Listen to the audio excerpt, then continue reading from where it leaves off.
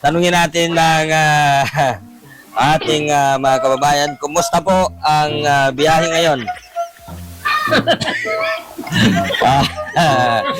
Ito po ang huling tanong.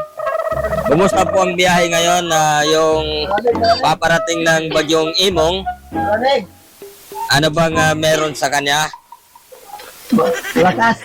Malakas. Malamig. Malakas at malamig ang bagyong Imong, paparating na bagyong Imong ito, no? May, tingnan mo lang, may tubig na dito sa atin na likuran ngayon. Yon, may ambon-ambon na siya, paparating ng bagyong Imong, kaya mga kababayan sa mga mababa po ang lugar, ingat lang po tayo.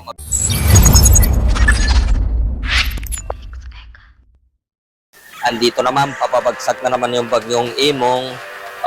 Ngayon na oras natin, mag alas 11 na ng morning. Pero ito, papabagsak na naman ang bagyong Imong. Kaya mga kaibigan, sa mga mababa po ang lugar, mag-iingat lang po tayo ngayon na umaga. Isa po sa ating na mga kababayan na namamahinga dahil po sa paparating na bagyong Imong. Hindi po sila nakabiyahe kasi hindi po nila daw kaya ang lamig. Kaya yung mga mababa po ang lugar ay nahihirapan yung mga tricycle, puro baha po ang kanilang inaabot. Ngayon umaga.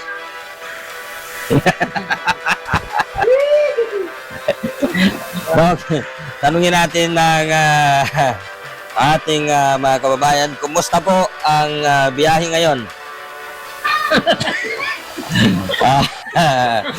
Ito po ang huling tanong. Kumusta po ang biyahe ngayon na yung paparating ng bagyong Imong? Malamig. Ano bang meron sa kanya? Lakas. Malakas. Malamig. Malakas at malamig ang bagyong Imong. Nabagsakan pa ng yung camera.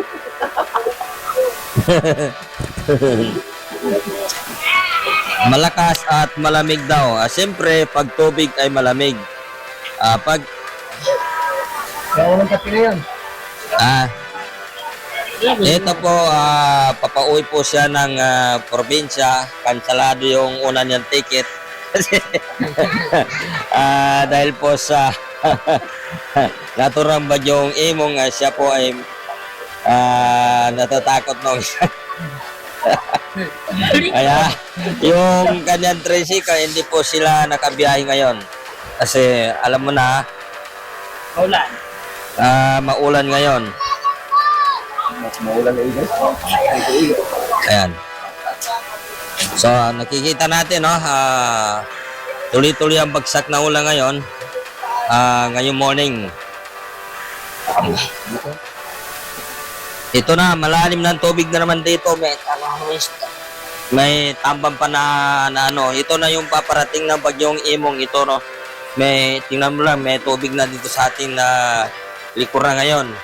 Yon, may ambon-ambon na siya, paparating ng bagyong Imong, kaya mga kababayan sa mga mababa po ang lugar, ingat lang po tayo, magkakaroon tayo ng mga ganito. Yung baha dito sa ating likuran, no?